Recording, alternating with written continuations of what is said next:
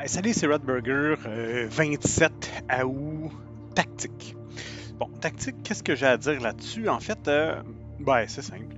Je pense que l'idée qui vient premièrement en tête, c'est est-ce que c'est un jeu de tactique à la Pathfinder et jeu des tactiques. Là, c'est des personnages, c'est un jeu qui ressemble plus à un jeu de société que. Bon, moi, je vais dire que, bon, je pense que le jeu de rôle, c'est fait pour tout le monde. Il y en a qui ont pour tous les goûts.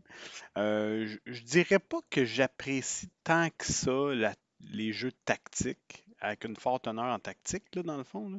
Euh, une fois de temps en temps, bon, j'utilise des battle maps, ça arrive, dans Donjons et Dragons 5e édition. J'aime bien que Donjons et Dragons, les, euh, la tactique,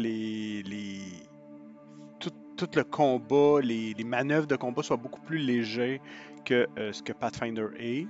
Ça, je l'apprécie. Maintenant, bon, il y a des jeux beaucoup moins euh, chronophages que Donjons et Dragons. Ça, c'est clair, surtout au niveau des combats. Des fois, on a des combats qui sont éternels. Maintenant, si on va d'un autre côté de tactique, mettons qu'on se dit, ben, tu sais, des fois, ça fait partie du roleplay de mettre sur pied des tactiques, de mettre sur pied, tu sais, mettons qu'on parle stratégie. Stratégie, c'est le grand parapluie. Tactique, c'est plus au niveau opérationnel. Donc, comment on va faire ça, mettons à Shadowrun, comment on va rentrer dans ce truc-là, etc., etc. Fait que donc, effectivement, je trouve que la tactique, ça fait partie des. Et moi, je suis pas bon là-dedans, honnêtement. Tu sais, des fois, j'ai des idées de génie un peu comme tout le monde, là, mais la plupart du temps, je suis pas très bon. Fait que ce qui fait en sorte que j'ai tendance à laisser ce côté-là à d'autres qui sont plus, qui aiment plus ça que moi, et je donne mon avis. En fait, dans ce côté-là, c'est un peu ce que je vais prôner.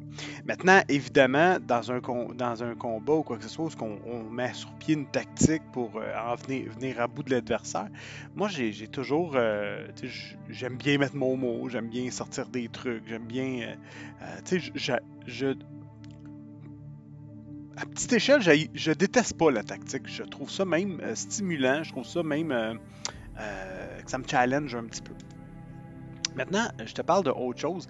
Euh, Écoute, il y a quelques années, dans Brigandine, j'avais mis. J'ai toujours eu de la difficulté avec les combats de masse. On parle de tactique, là. Des combats de masse. Donc, on est 700-800 guerriers qui se lancent sur le champ de bataille avec des canons ou pas de canons, peu importe. Les arquebuses, les balistes, etc., etc. Et là, ça se met puis là, ça se confronte à coups d'épée, puis les archers, puis etc., etc. Je trouvais ça difficile, moi, de jouer, d'être des personnages sur la ligne. J'ai jamais trouvé que ça faisait ressortir, ça faisait bien ressortir le jeu là-dedans. Fait que donc, je m'étais mis à travailler sur une façon de le faire pour Brigandine pour, en fait, que ça soit plus vivant, plus on sente pas l'inexorabilité, mais qu'on sente dans le fond le danger réel du combat de masse, qu'on sente qu'on est en danger dans cette masse-là, au lieu juste de dire, ben, moi je suis guerrier niveau 10, puis pac, pac, pac, pac. Là, c'est pas ça. On est plus dans quelque chose où le principe est simple. Tu es sur une ligne, parfait. À chaque tour, tu vas pouvoir décider de ce que tu veux faire. Et ce que tu veux faire peut ou va être influencé par le jet de dés que tu vas lancer. C'est une table, je t'en montre un bout là, de la table. C'est une table, c'est un dessin que tu roules à chaque tour. Et là, tu comprends que des tours comme ça, on ne peut pas en rouler 50. Fait que je te montre ça. Regarde bien ça. Fait que donc, le joueur est sur la ligne, ça se confronte, bang, bang, bang, tout ça. Et là, on arrive, il roule, dit, ben moi, je veux m'avancer le plus possible du canon de la coulevrine de l'autre côté pour être en mesure, dans le fond, de la battre. Alors que tu te mets à courir, tu roules un dé, et disons que tu fais un chiffre, tu fais 50 sur le dé. Ben, un cavalier désarçonné tombe sur toi. Tu as un test, là, évidemment, c'est avec Brigandine. Tu as un test de mouvement de 10% pour éviter une attaque gratuite, dans le fond, parce que le cavalier te tombe dessus et là, il y aurait d'autres combattants proches qui vont tout simplement te frapper dessus. Coup de mal, à 52, ben, coup de malchance. c'est la description des joueurs, pourquoi c'est un coup de malchance, et ça va lui donner un -10 à son prochain jet. Donc, probablement dans l'action qu'il va faire. Là, il y a des choses comme ça, une giclée de boue, une bousculade par des dizaines de soldats amis et ennemis t'emportent dans le mouvement. Bon, 2 guerriers adverses te prennent en tenaille. Le combat te mène vers une zone où le sol est imbibé d'huile enflammée. Tu sais, bon, on avait...